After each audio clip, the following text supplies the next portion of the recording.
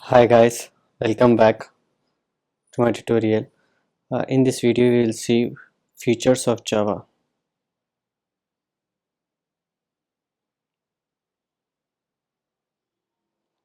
or you can also say buzzwords. So total we are having 13 types of features in Java as per the Sun microsystem. So first is simple, second is platform independent,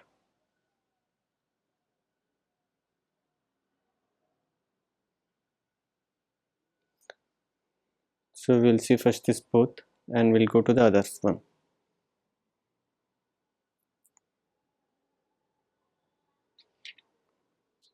Okay, the first feature of Java is it is simple.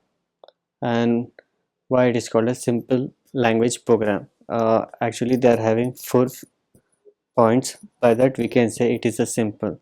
The first point is Java does not support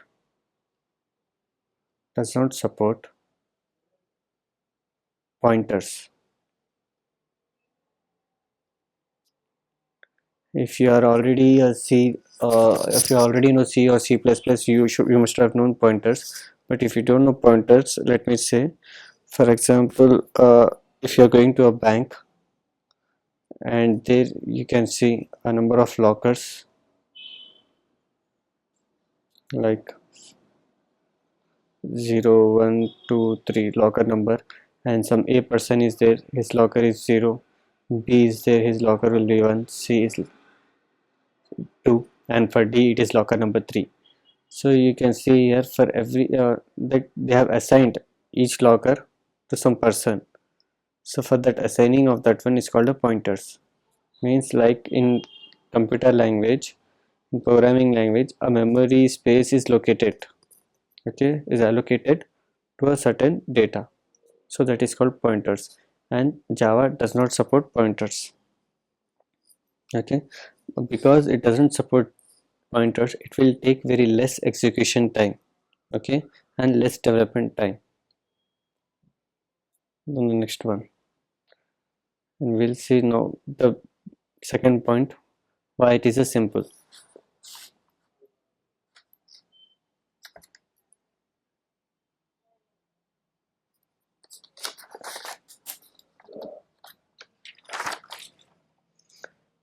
The second point is garbage collector. Java is having garbage collector. Garbage collector is like if unused memory is there, it will collect and it will be in garbage collector. And with the help of this garbage collector, a memory will be allocated at the time of runtime, not at the time of compiling time. Okay, so this feature, memory space will be safe and the program will run first and it will be in a simple form. The C is Java is having rich set of APIs. Okay, it is having rich sets of APIs, and API is nothing but a collection of packages. It is called as a collection of packages. It's called application peripheral interference. Okay, it is a connection between Java and other things. Application programming inheritance interface, I mean, sorry, API means application programming interface. So API is nothing but a collection of packages, and packages is a collection of classes and interfaces,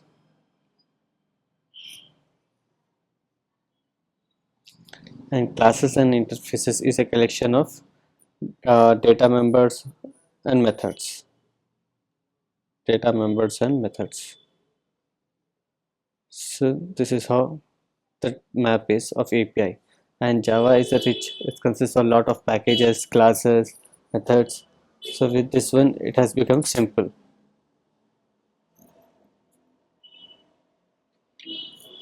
And the fourth point is Java is user friendly. It uses user friendly syntax. It is not like having C and C++. but it is very much comfortable in using that language. Okay, now the second feature of Java is platform independent.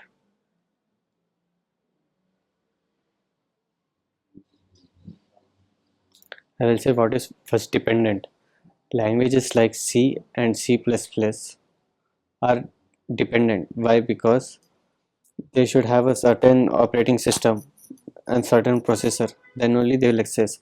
But platform independent definition is there won't be any limitations. Okay, so the data types can be used same in all the operating systems.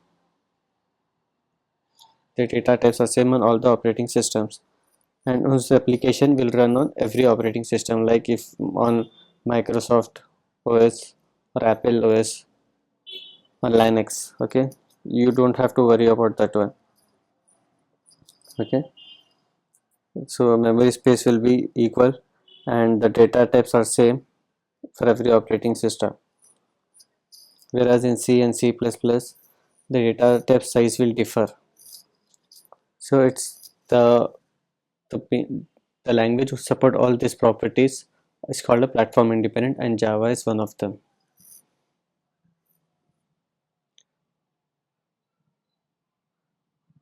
Now the next one is architectural neutral, third one.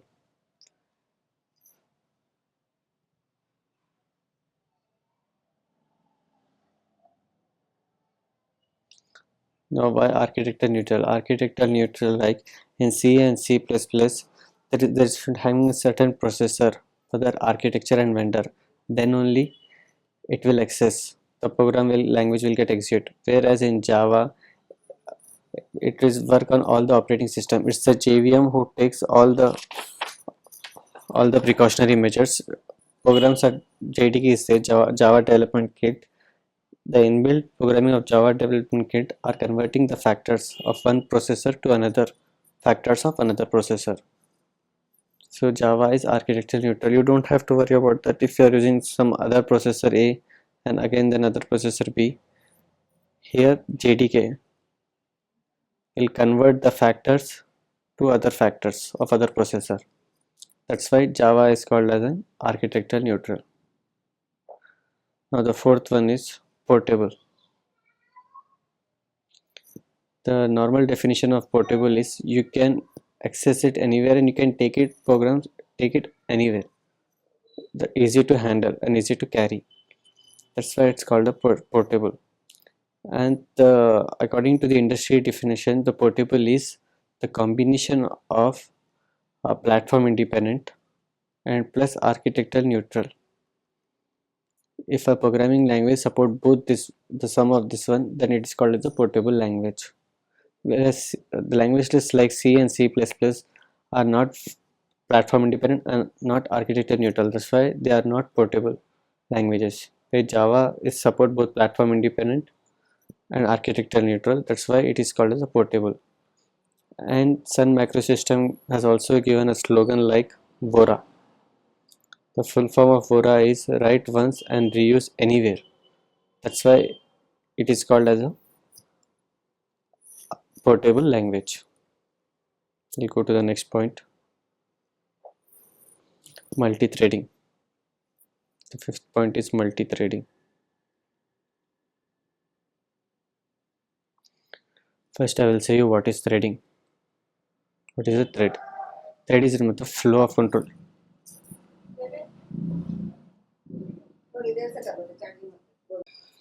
So as I was saying, thread is nothing but a flow of control. Okay, the flow of control is called as a thread. So as thread, and the programming language is called as a multiple threading, means multiple flow of control. Okay, if a multiple flow of control is here, then concurrent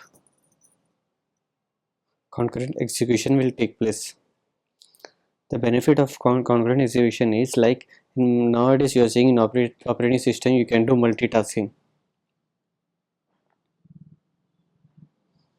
So this is the benefit of that one. And in the real time servers you are saying like Oracle servers, WebSphere servers.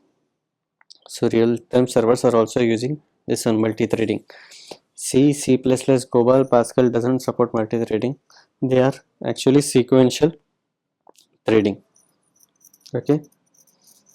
So whereas Java support multi-threading concept, Java.NET they comes under multiple threading, and they have achieved concurrent execution.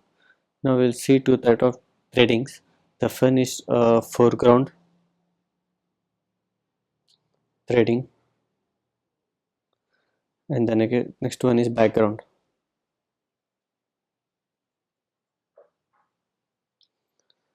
A foreground threading means like if any flow of control is there, then it will take place, and it is also recommended that you can use multiple foreground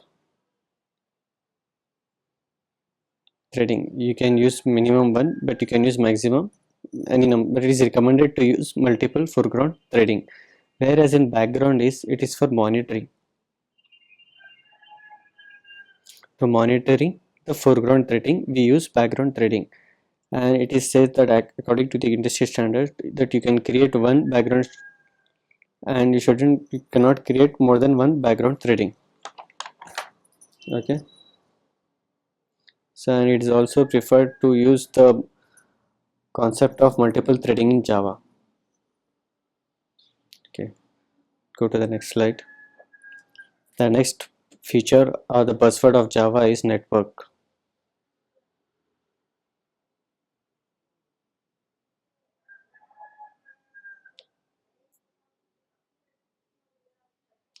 Okay, what is, first of all, tell what is networking. Networking is nothing but in a simple definition, if two systems are there and they are connected for what, exchange of data.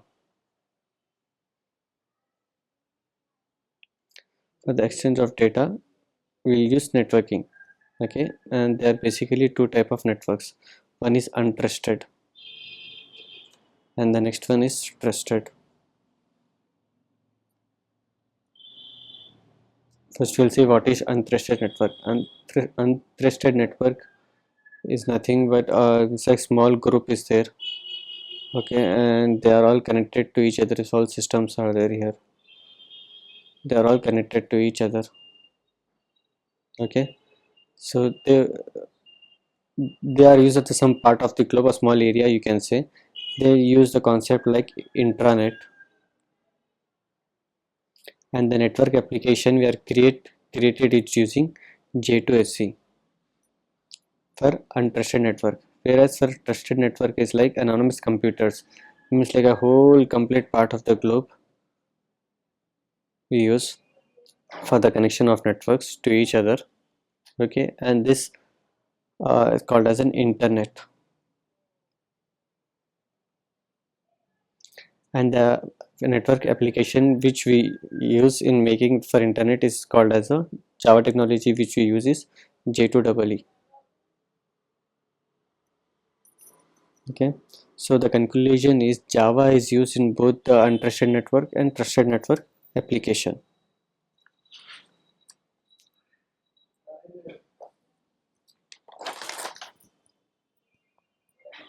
The next point is distributed. Distributed means it's like dividing. Okay, so according to the company standards we are having two types of application. The first one is a centralized. Centralized like execution, the limitation of that, if it will keep having a one server and different one client is there and one customer is there and some other is there. If this server goes down, then no one can access this one. Okay, so they have introduced a distributed network. Distributed application means like multiple servers will be there, and here client, customer and some other person, they are all connected to each other. If like one server goes down, they are having other two servers, so you can get connected with them. For centralized, the URL will be not public, it will be a private URL and only admin can use. Whereas for distributed application it will be a public URL and anyone can use.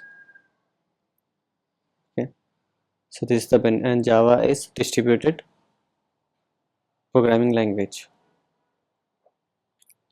The next important feature is it's 14 hours. Interpretant. Okay, interpreted. First, the previous class, you know that how the Java class will give out the result. First, we'll create a file with some x.java, and what we'll do here compile. We'll put in the compiler, and here compilation will take place, and what it will become x.class. Now after that we will do interpretant, interpreter, and here interpretation, and what it will give you result. Okay, this process is fast. Compilation process is fast, whereas here this interpretation, what here is going on is in previous Java version it will taking a very slow time. Okay, the process is not fast. So what they have introduced is they have introduced just in time, which is also called as a JIT, and they have introduced in JVM. Java is that is Java Virtual Machine.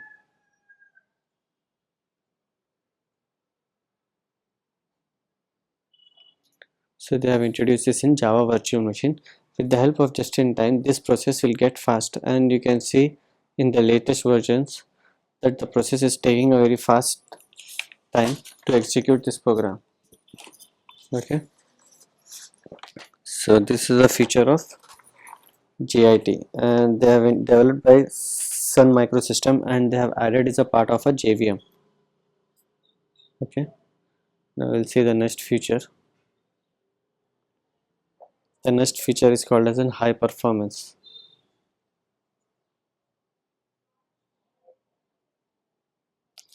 Now why Java language is called an high performance?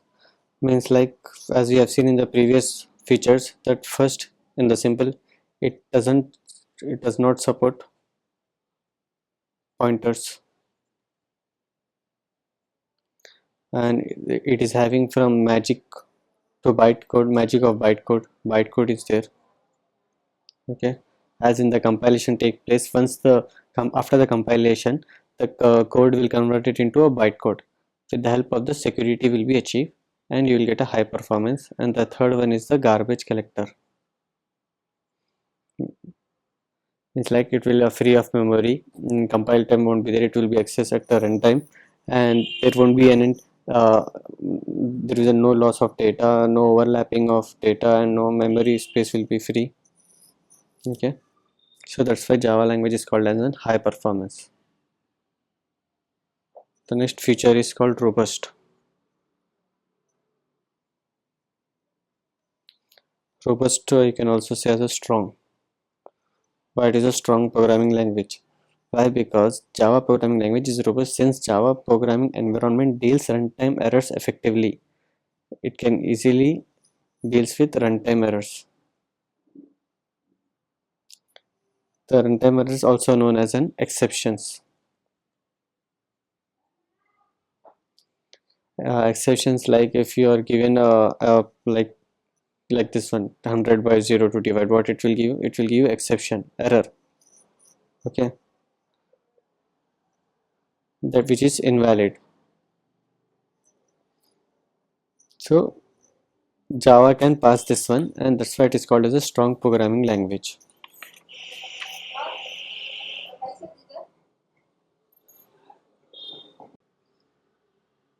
Now we'll see the next point. Features of Java is dynamic. There are actually two type of memory allocation. The first one is the static memory allocation,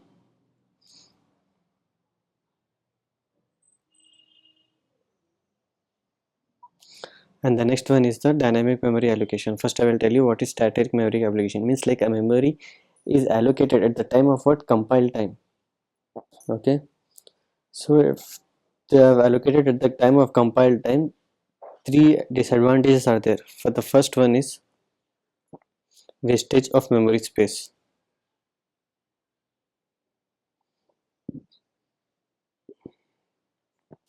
The second one is loss of data, and the third one is overlapping of existing data.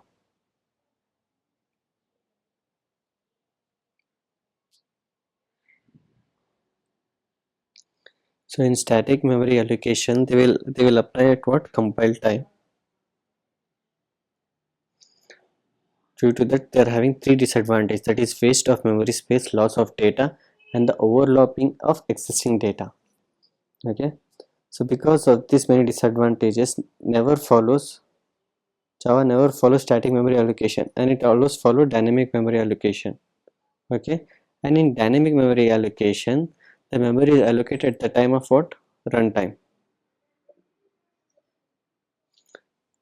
Okay, in Java, the memory is allocated at runtime, that is called as a dynamic. That's why Java is called as a dynamic programming language.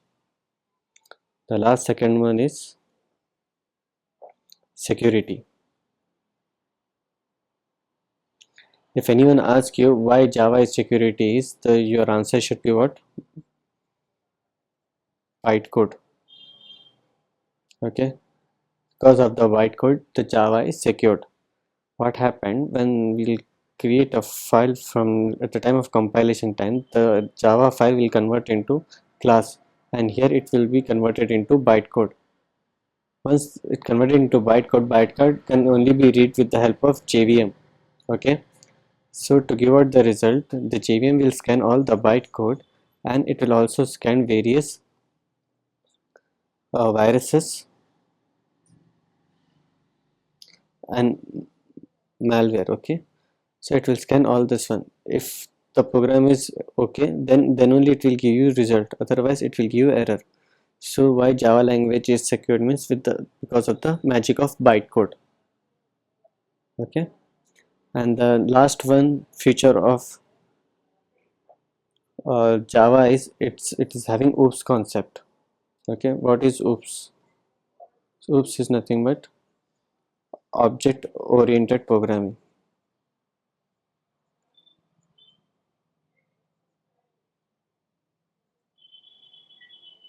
So Java support oops concept, and we'll in future classes we will see what is oops. So in this class we have seen all the features of Java. There are 13 features of Java. Okay, and what are the buzzwords, and we have seen how we have what security is there, platform independent is there, portable is there, why it is portable, why it is having secured, why it is having highly performance, why it is multi-threaded. Okay, why it is robust, why it is dynamic. Okay, why it is simple. So in this class we have seen all the features of Java in detail. Okay, we'll see the oops concept in next class, and we'll also see data types, methods, and so on. If you like my videos, please like, share, and subscribe. Thanks for watching.